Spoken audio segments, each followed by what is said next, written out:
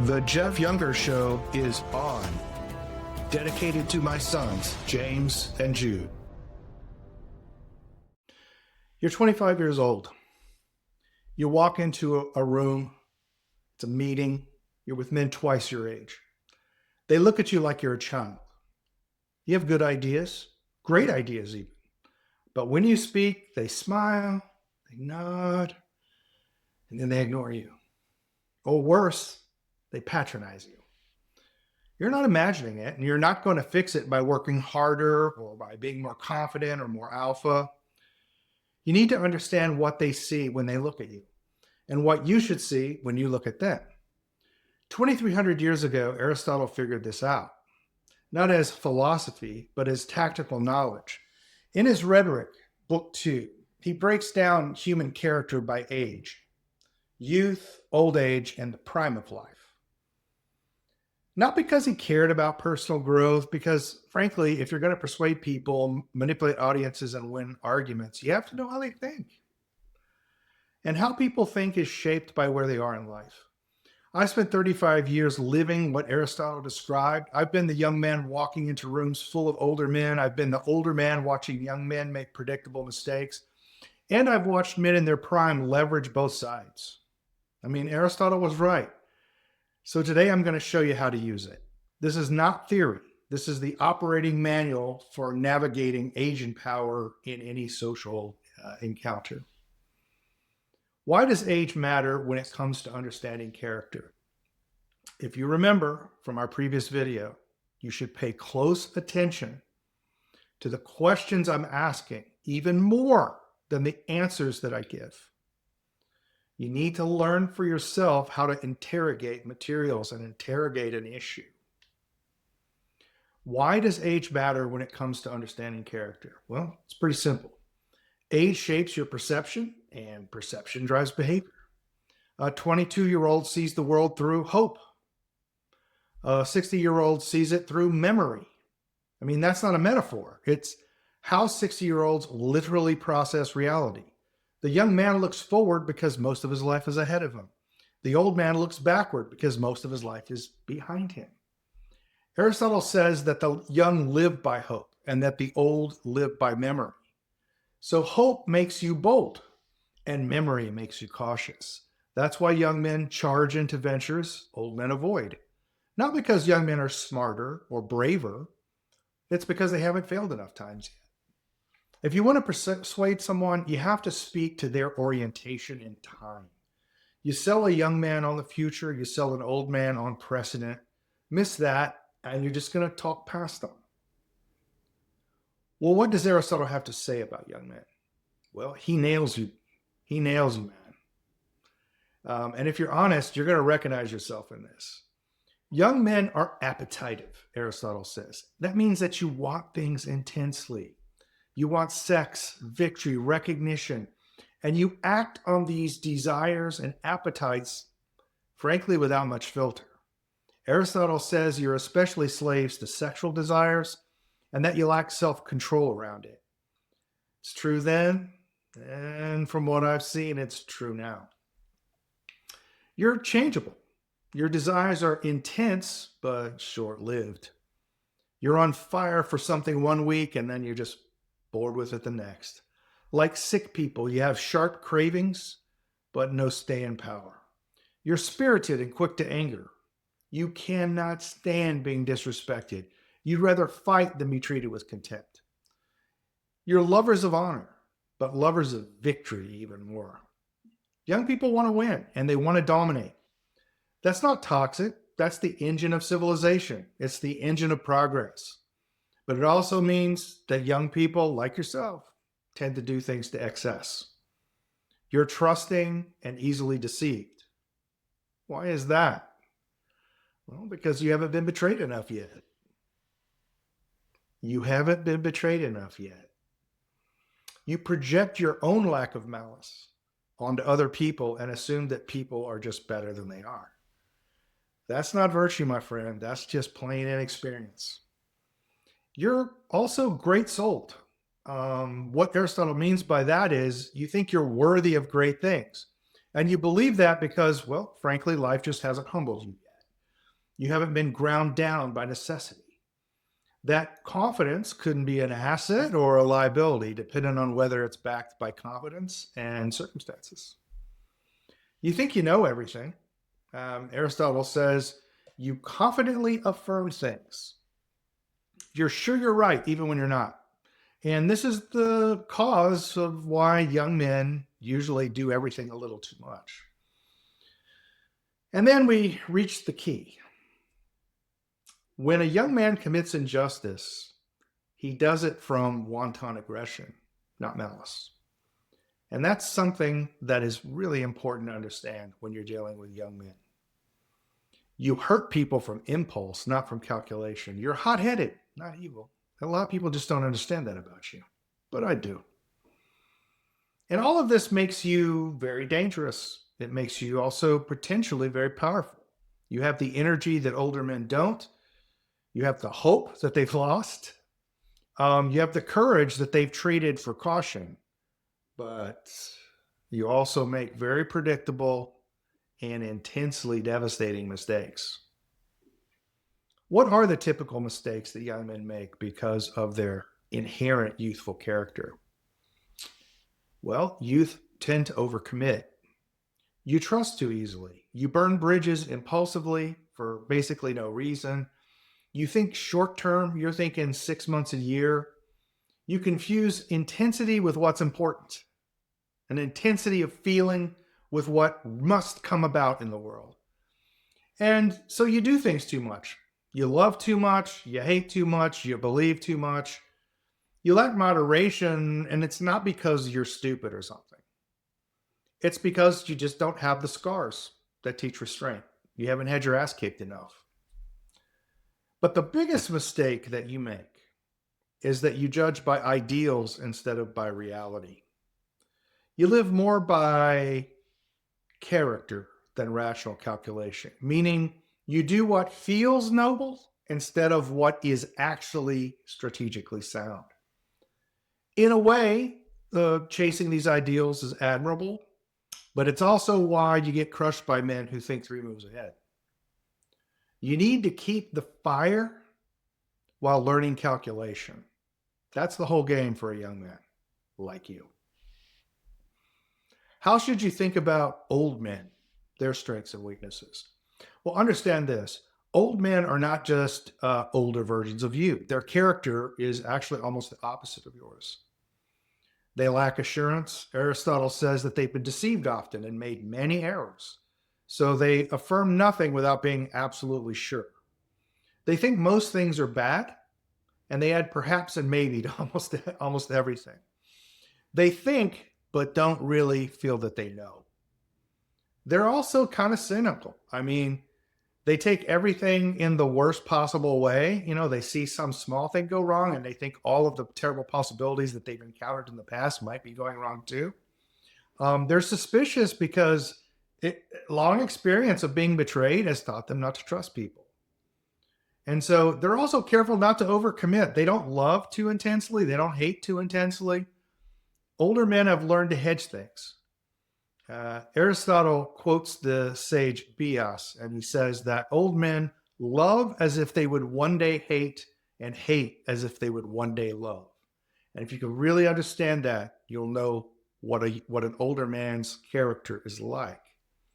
Everything is conditional and nothing is absolute. Yeah, older men tend to be small-souled.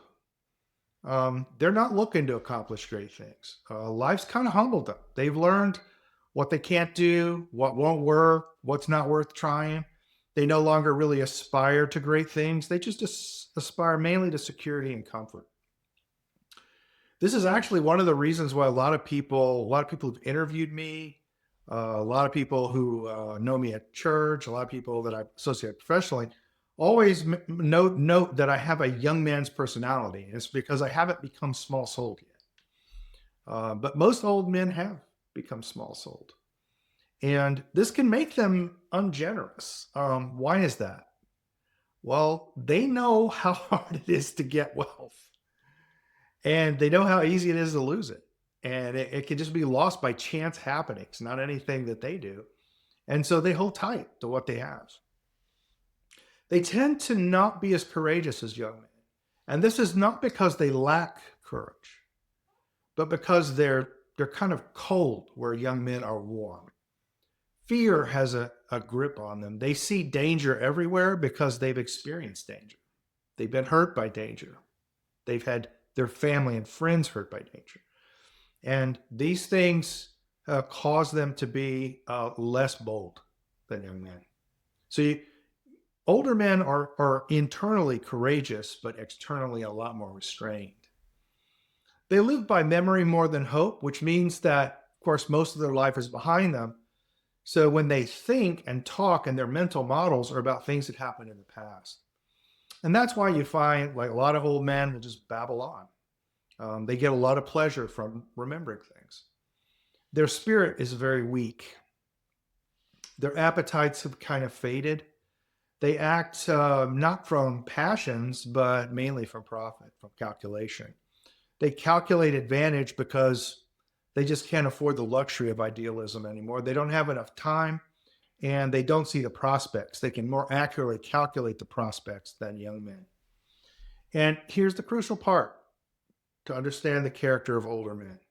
When old men commit an injustice, you can bet your bottom dollar they're doing it from malice, not from aggression. Remember, young men did it just from passion, from a desire to win. They would commit unjust acts. But when an older man commits an unjust act, it's because he meant it and he wanted to hurt you. Older men are cold and deliberate when it comes to delivering injustice to someone. They plan that betrayal, and it makes them far more dangerous in certain ways than young men will ever be until they get old. And the other thing is, and I think this is interesting, older men can appear temperate, but this temperance is not necessarily a virtue. It's just that their appetites have weakened. They're not resisting temptation. They just kind of move past it. In one of the dialogues of Plato in the Republic, they're talking to an older man, and he's talking about how great it is that he's gotten older and he's not ruled by his sexual passions the way he was when he was a young man, because he got into a lot of trouble from those sexual passions. And that's kind of the thing. So you shouldn't count the emotional temperance, the passion temperance of an older man necessarily as virtue. A lot of times they've just moved past it. Well, if you've stuck with me this far, you're going, wow, this sounds pretty dark. I mean, is there anything useful about old age then? Well, yeah, I can tell you as an older man. Old men know things that you just don't know, and things that would be very difficult for you to know. They've seen patterns that you just haven't seen. They've watched schemes fail. They've buried friends. They know what works over decades, not just months. Their caution is not cowardice. And this is something that a lot of young men make a mistake when dealing with older men. They think that they encounter the caution of the old, and they say, oh, these guys are cowards. They're not willing to jump in. But actually, in a lot of cases, it's because they're bearing a lot of scars from intemperate action. And so what you're actually seeing is wisdom and patience that's been bought with scars.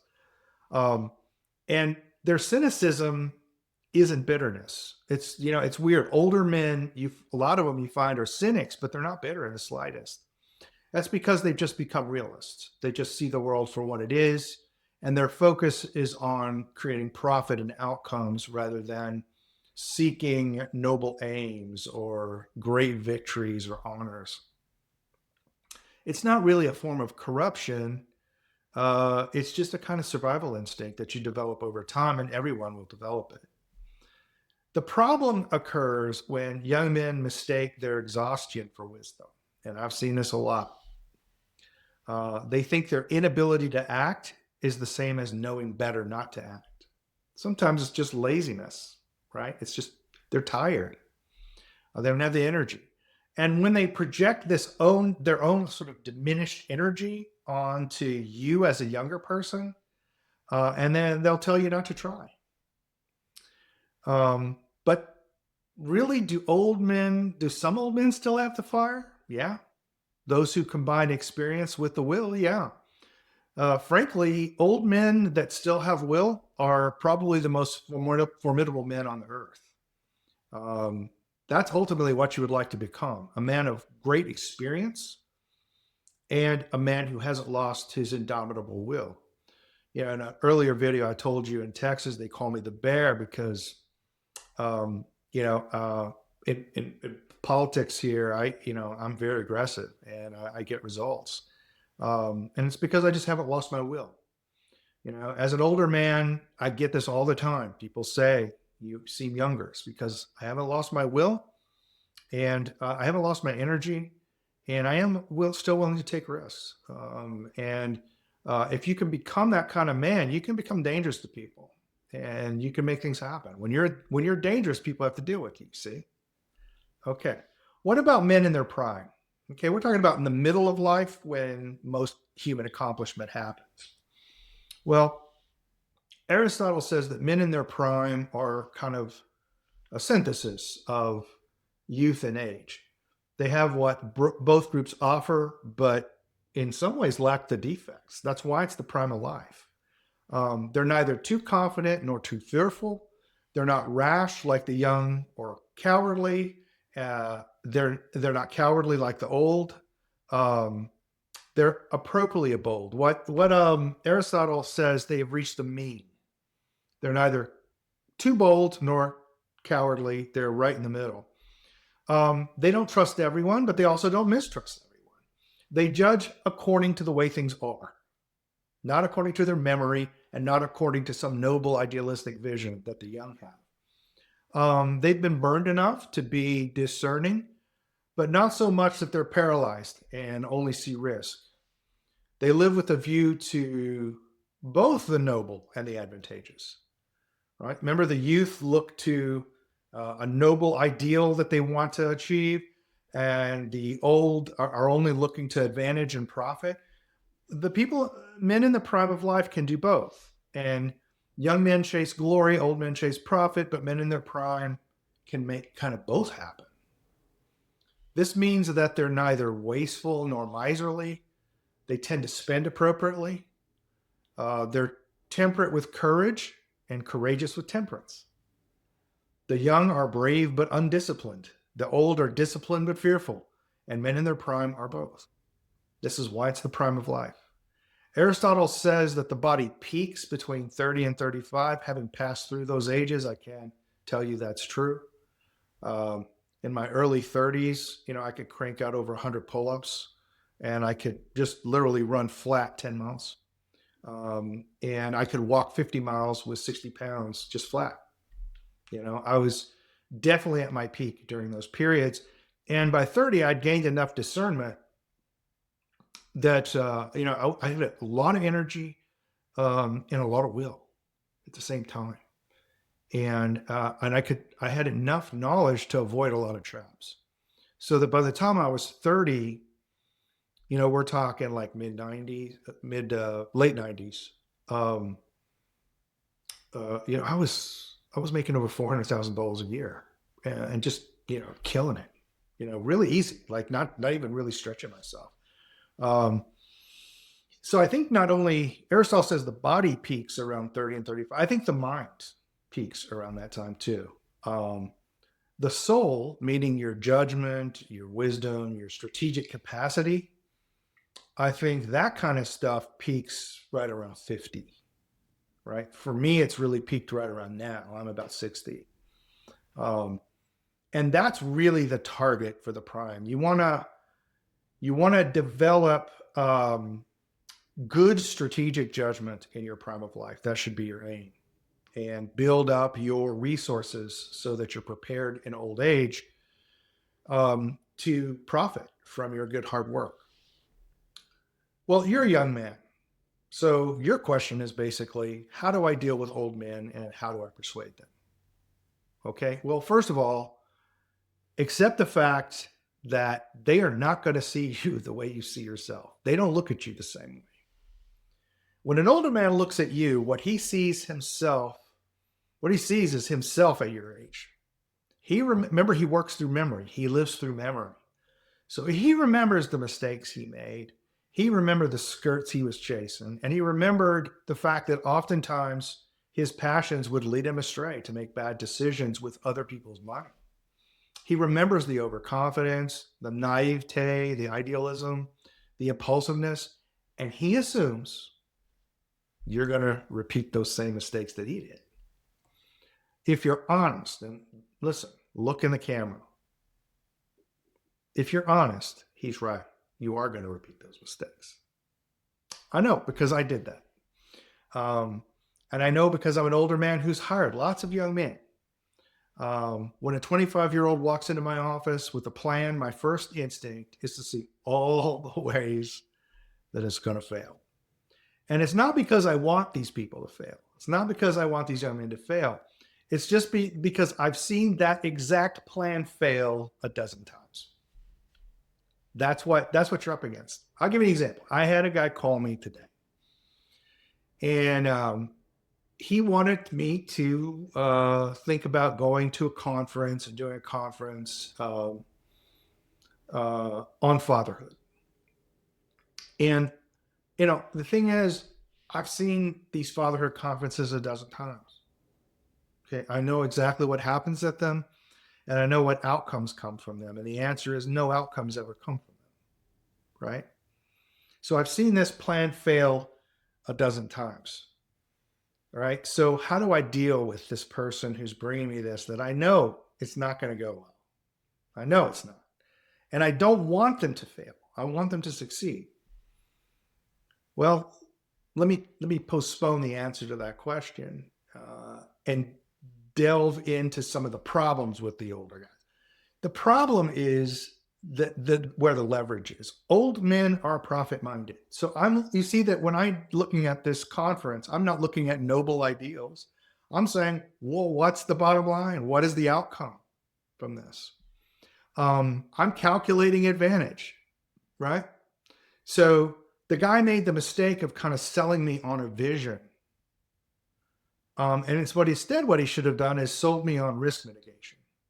He should not have appealed to noble ideas about fatherhood and stuff. He should have appealed to me on the basis of practicality. Here are the legislators we can influence. Here are the laws we can get changed. Here are the judges that we can get out of office. That kind of thing would have been very persuasive to me.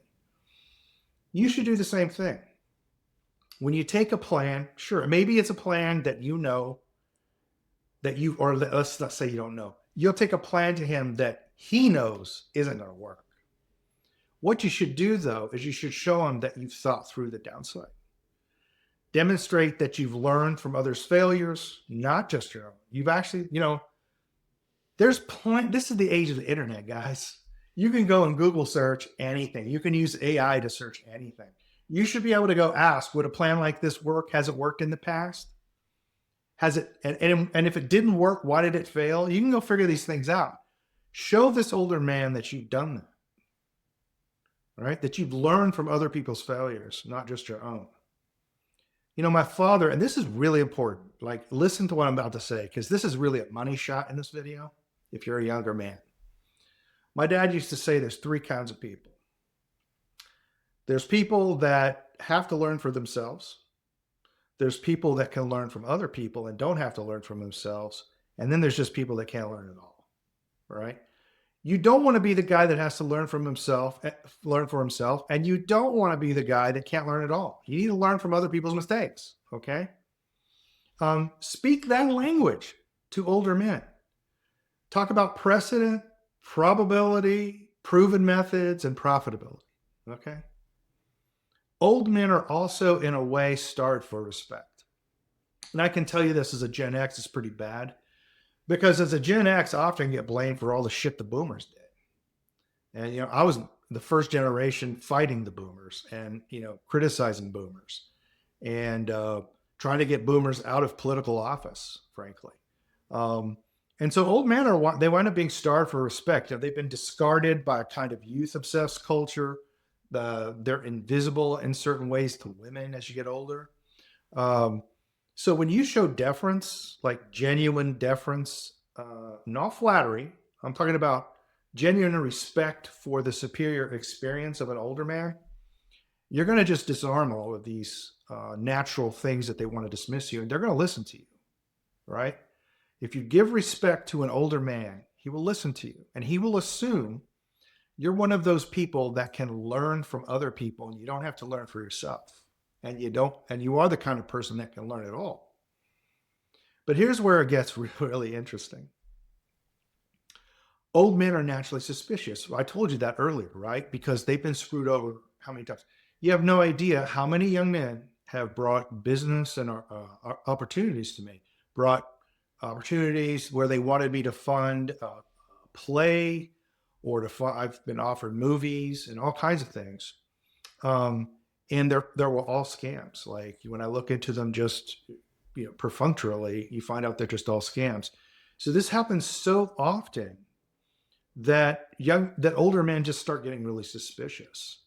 So it's not enough just to defer and give respect to an older man if you want to persuade them. You have to be both respectable and you have to be competent. So give respect and be competent. Show that you've done the work and that you've done the thinking, right? If I had to pick one word for this, it would be rigor. Be rigorous. I recently had someone approach me to do software collaboration, and we even talked to some venture capitalists and so forth. And as I talked to him over a period of about 3 months, I realized that, okay, he's definitely respectful to me. He's a younger man. He's definitely respectful to me, but he's not competent. He was not competent to manage a product. You have to show an older man that you can do the job, and that you can do the job with rigor, not flying by the seat of your pants, relying on your hard, energetic work. That's not what we want, right? What an older man wants to see is that with just average performance, you can pull it out, right? That way, if anything goes wrong, all of your youthful energy and rigor can correct the mistake. You see what I'm saying? Here's some things you should never do, though. Never, ever approach an older man with just pure enthusiasm. He's just going to dismiss you as a fool and naive. Always, always bring a measured confidence backed by preparation. Show him that you're not just hopeful, but it's a strategic hope backed by evidence that you are competent to fulfill and that you're going to respect his experience as he gives you advice. All right. And I can tell you, I've been persuaded out of over $1 million by young men who did just this with me. Okay. And I've also dismissed hundreds who didn't, many men who were probably worthy, but they just did not approach me in the right way. All right. How do you judge an older man?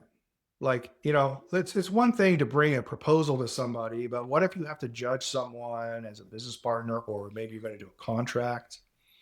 What should you watch out for? Well, look for whether they still have will, or whether they're just pure calculation. If they're just making decisions off a spreadsheet, but there's no internal fire in them, you should take that as a warning sign. I deal with a lot of men my own age, and 50% of them are cut out just on that basis. I will not do business with them.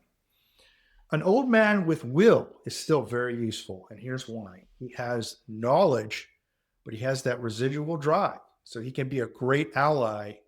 He can be a huge force multiplier by just making you, not because he can help you correct mistakes, because he can help you avoid the mistakes altogether. Okay.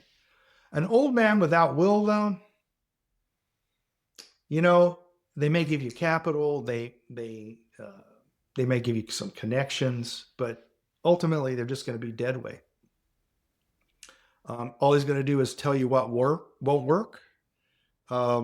He's not going to tell you what will or how to help you figure out what will. He's just going to drain your energy with caution, and then he's going to call that wisdom, right? So the first thing you really have to look at is, does he still have a will? A will. And it should be a will something like from the prime of life, not the kind of will of a young man, but a will that's in the middle between boldness and cowardice, right? Something in the middle between. Now, I've been both kinds of older men at different times. I have to admit, there's days that I catch myself defaulting to hey, here's why that won't work. Ah. And I become a curmudgeonly old guy, instead of saying, look, this is an interesting idea. I've seen it before. Let me tell you what you're going to have to do to make this work. And I think it will. That's kind of a gravitational pull of age, as you get older like I am. You have to fight it constantly. You don't want to become deadwood, right? And in later videos, we'll talk about why I believe training in combat sports is so important to maintaining your will as an older man, and why you should develop that habit as a younger man. And I think that's one of the reasons that I've kept that will. I've hit a heavy bag every day. I box competitively in the ring. Like I don't just work out boxing. Like I get into the ring and I actually fight people. I fight people with weapons, live weapons. So I'm talking about sharpened blades. I put my money where my mouth is, and I take risks like that. And I think it's kept me mentally kind of young. The other thing that I would say, so the first thing to watch out for when you're dealing with an older man is if he has no will, he's just going to be dead weight for you, man. You don't want to do that. The other thing, though, probably more important, if you see any signs of malice in an older man, run for the hills. Remember that when old men do wrong, it's deliberate. It's planned. They're not hot-headed like you are. If a man is looking to do you wrong, if an old man is looking to do you wrong, he's thought it through, brother. He's weighed the costs and he's decided you're expendable and I can take something from you. So that's a huge issue. An older man that still has his will and has a sense of responsibility is going to want to see a younger man succeed. He's going to want to see that, okay? He's not going to try to hurt you. So even the smallest sign of malice that you see, walk out. The other thing is, older men, as I said earlier, can be small-souled. Like they don't want to try to accomplish big things anymore. And if an older man has just been humbled by life, and he might try to humble you too. Not because he hates you, believe me. It will be because he doesn't want to see you hurt. He doesn't want to see you feel the sting of failure that he felt. But you got to watch that, right? Remember, there's that middle ground between excessive boldness and excessive cowardice. Okay. So watch out for that. That's another great reason that it's good to engage in combat sports, because it really stops the shrinking of your soul. Also, watch out for older men that just live in the past.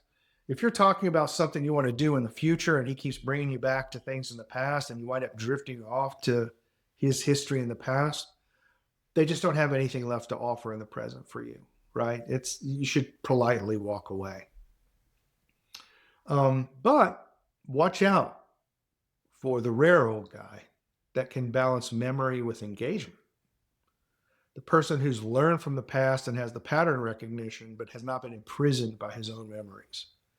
A person who has the scars, but the scars have healed and he's learned from them and they haven't kept his joints from moving.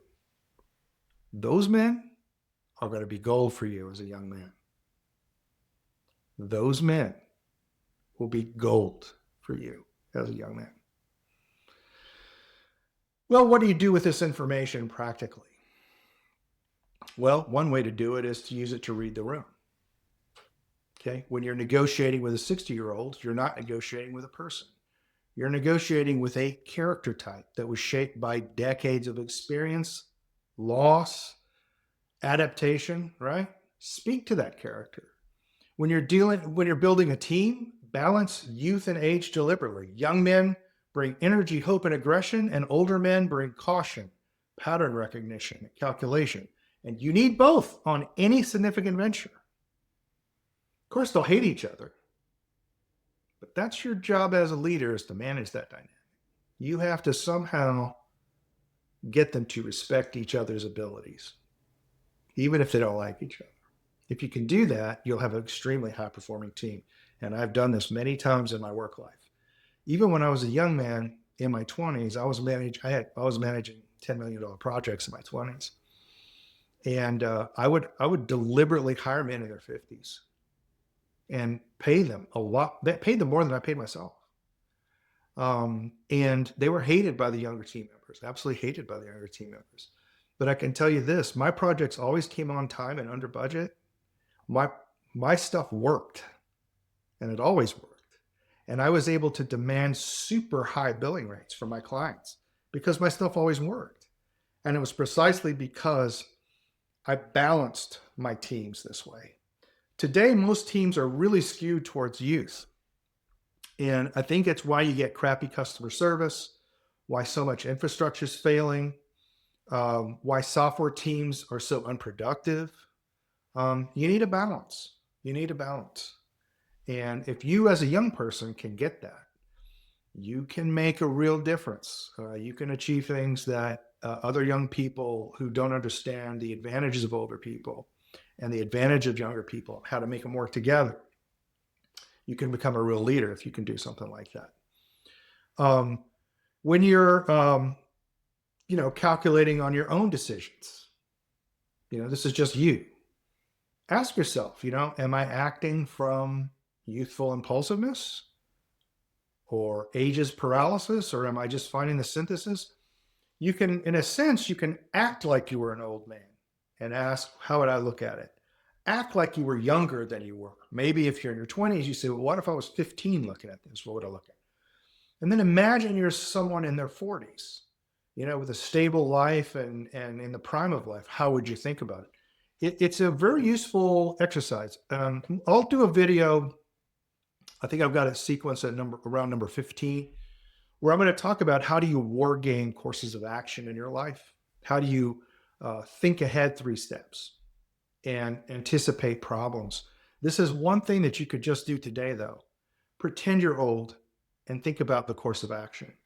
Pretend you're younger and think about the course of action and see, are you in the middle?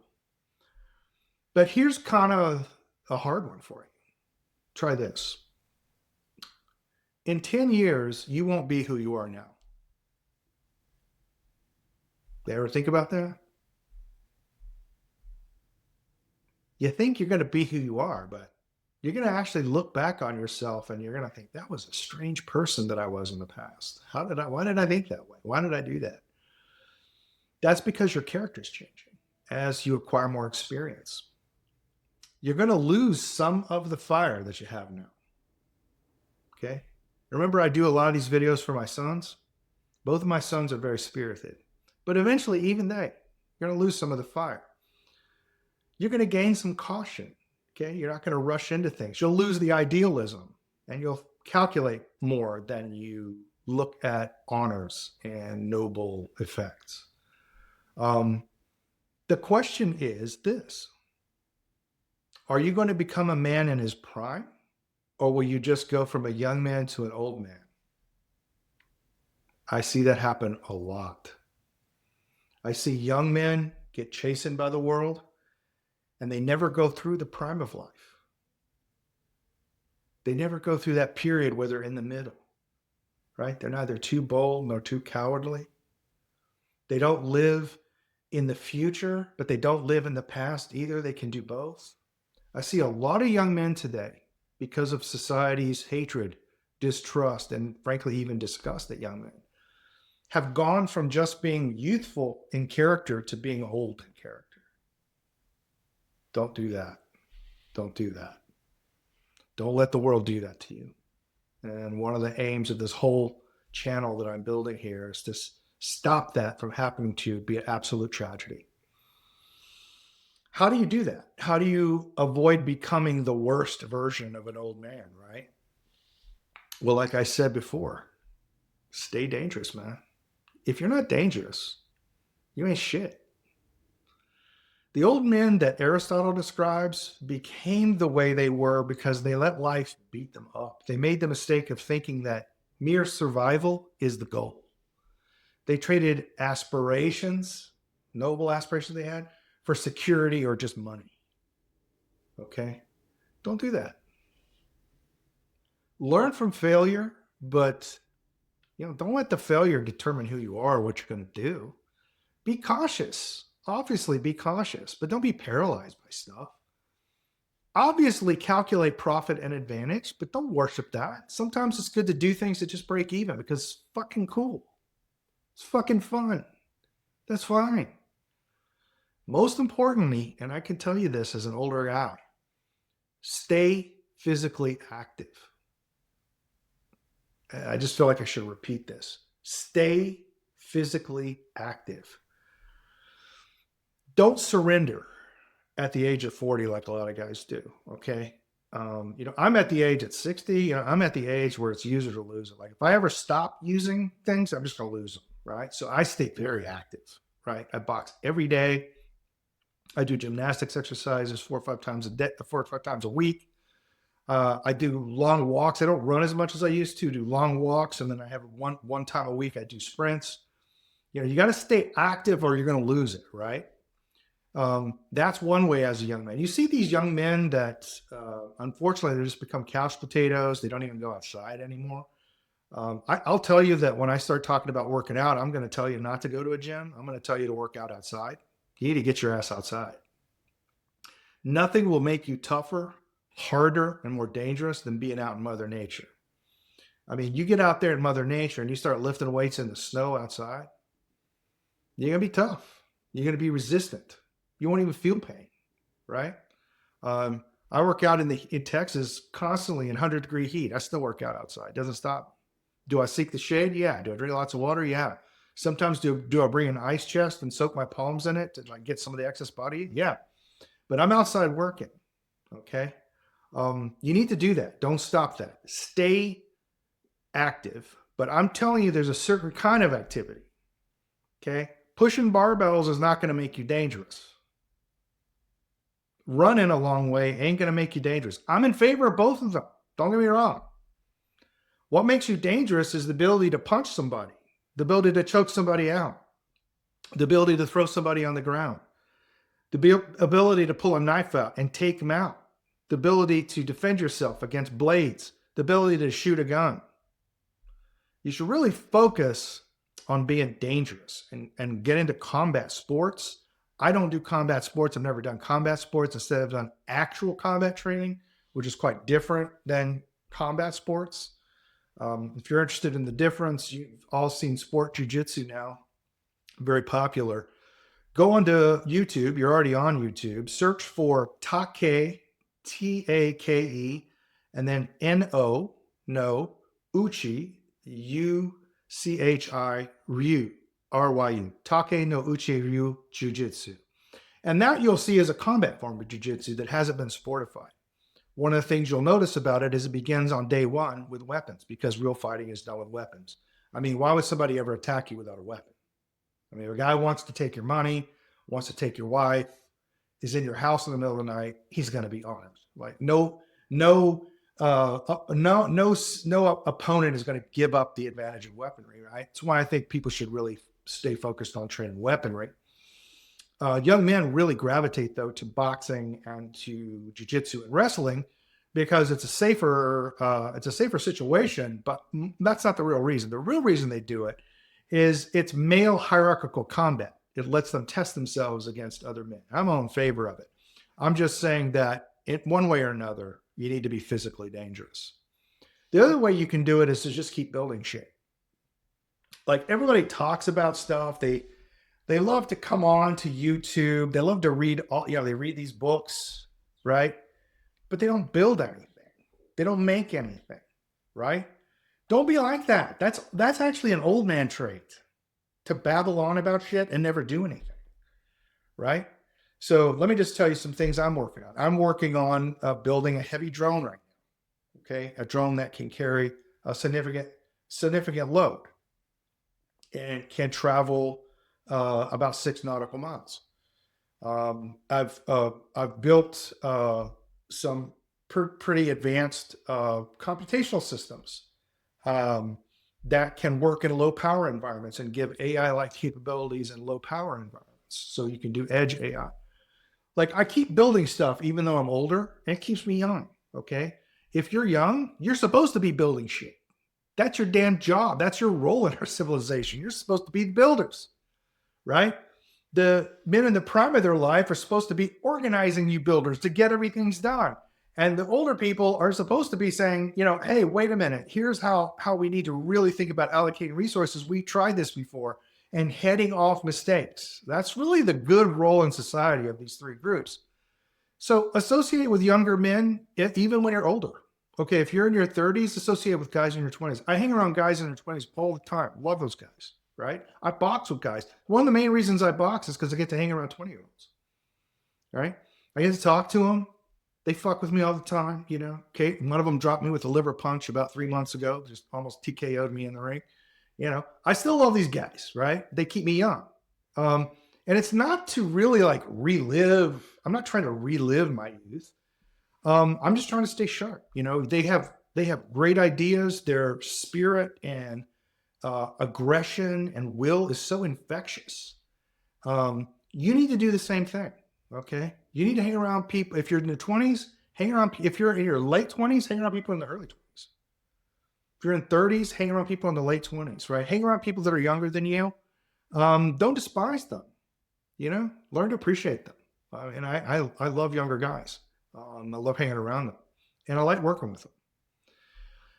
Another thing is, and this is really important as you get a little bit older, this is really addressed to men who are in the prime of life, but it can be some young people.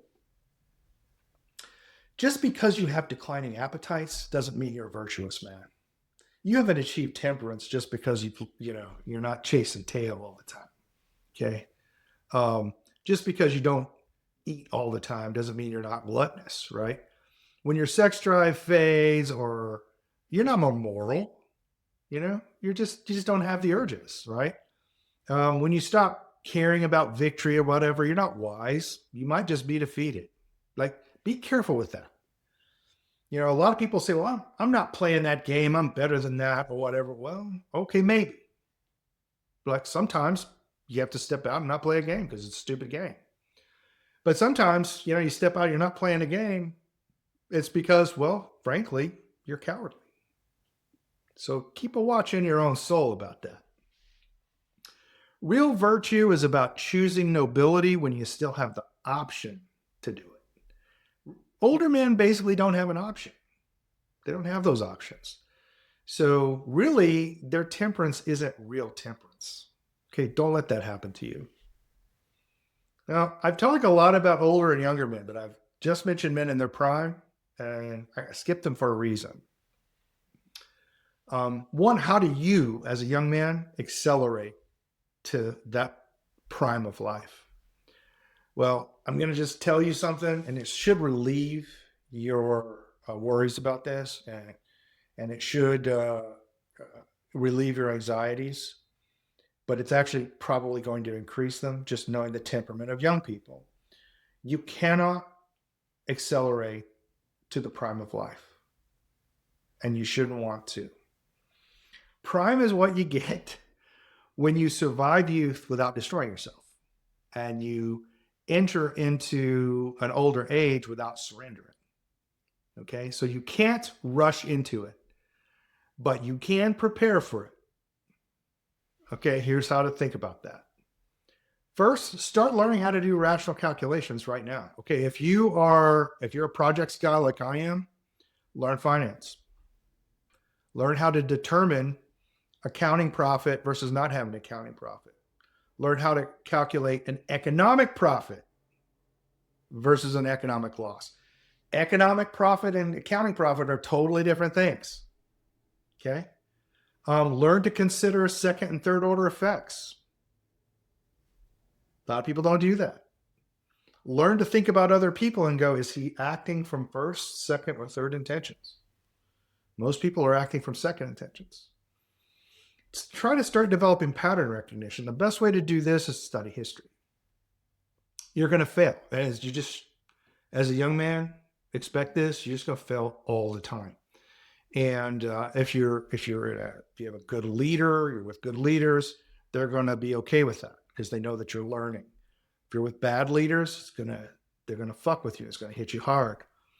The question is, do you learn from your mistakes? Okay. Just think of failure as a form of data. Okay. Uh, every betrayal is just another thing you're learning about human nature. Collect that data and remember it. Balance your courage with a little bit of caution. Okay. You don't have to become an old man, but what I'm saying is you have a tendency to want to jump in and go do things. Train yourself to count to 10 and consider the risks before you do. And then go jump in after you consider the risks. At the very least, you'll mentally have contingency plans if something happens. Okay.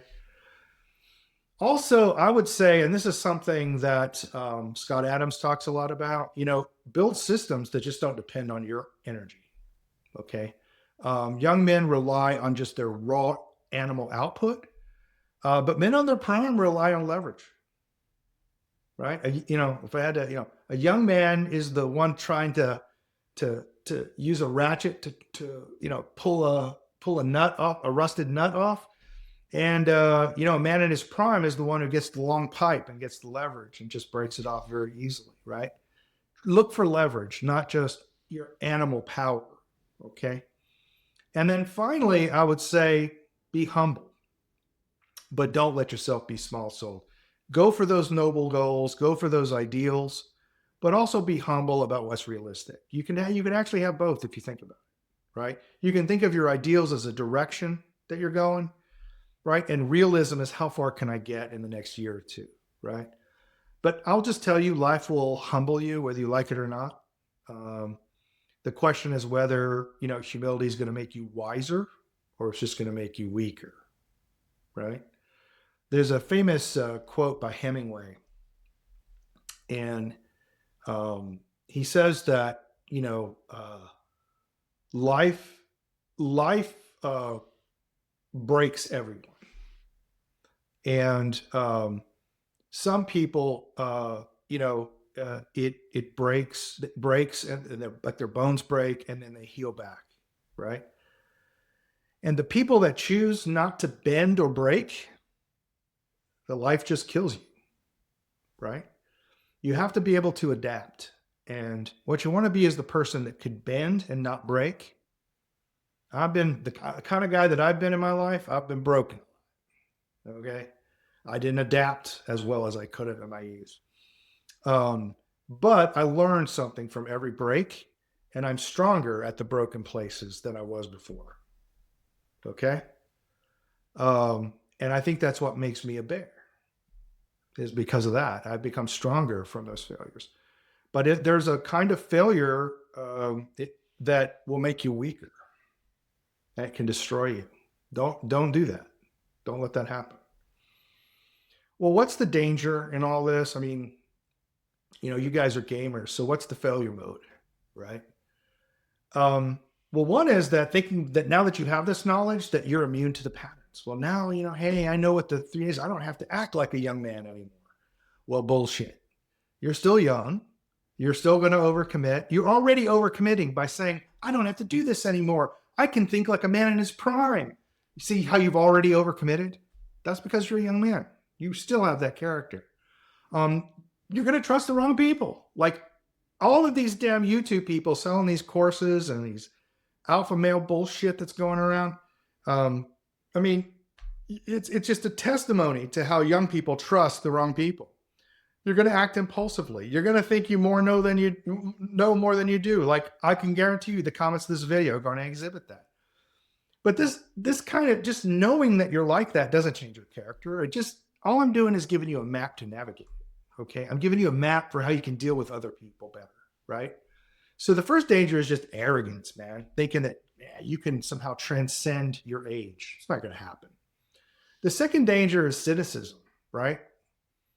You just go, oh, well, old men are useless. What the hell? I don't even want to deal with old men. Well, many are, but here's the unfortunate fact for you. Most of the capital in America is controlled by old men. Most of the jobs, and whether you can get those jobs, are controlled by old men. Most of the government is controlled by old men. You're going to have to deal with old men. So I don't know what to tell you, man. The reality is you're going to have to learn to deal with them. So don't use it as an excuse to just dismiss old men wholesale. Use it as an opportunity to learn how to deal with old men effectively. And I'm telling you, as someone who's been on both sides of this, man, okay? I've been the young guy who thought he knew everything. Okay. I've been that guy. And I was super competent. I'm still very super competent, right? I've also been the older man, watch a young man make my old mistakes. I watched, just 2 years ago, I watched an extremely talented young man be fired because he just couldn't deal with older men in an effective way. So this knowledge is going to help you, but don't expect that you're going to lose your character. You're still going to think you're bulletproof, and you're still probably going to experience some significant failures. Learn how to learn from them, because they're going to happen. Look, Aristotle's analysis of aging character is not really, I wouldn't say it's flattering to anyone. It's not flattering to young men, men in their prime, or old men either. But here's what matters. It's real. It's factual. And so when we can build from facts, we can find things that work. Okay. You can pretend that everyone's the same, that age doesn't matter. You've heard the HR bromides. Age doesn't matter. It's just, but that experience is bullshit. Like, I mean, if you walk into rooms unprepared to deal with older men, if you misjudge people who are older than you, you're not going to persuade them. They're not going to give you the funding that you want. They're not going to let your projects go forward. You're not going to get hired. You're not going to get contracts that could have made a difference for you. Right? So why don't you just accept reality and use it? That's fundamentally what the realist mindset says. Understand what older men are when they look at you. What do they see when they look at you? Understand what drives them. Speak to their character, not your own ideals. Learn what you can learn from them. And then just discard the other bullshit, right? Work toward becoming a man in his prime. That's really the thing that you need to bring to the table ultimately. Somebody who can combine the energy of youth with the wisdom of age and balances nobility with advantage. Someone who's smart and still very dangerous with lots of will and energy. Okay, I've lived through this too. I've been the young man who didn't understand why older men dismissed me. I've been the older man tempted to write off young men as reckless, and thank God I didn't for some of these guys because they made me a lot of money. And I've watched men in their prime operate with a combination of will and calculation that has astonished me with in both economically and morally in what they were able to achieve. Okay, that's your path. That's your path. It's the realist path. Accept the world as it is. Use it to your advantage. You have the facts now. And that's all I'm offering. A character vision based on what actually is and what actually works. Now, get off YouTube and go use it to do something. Adios. The Jeff Younger Show, signing off.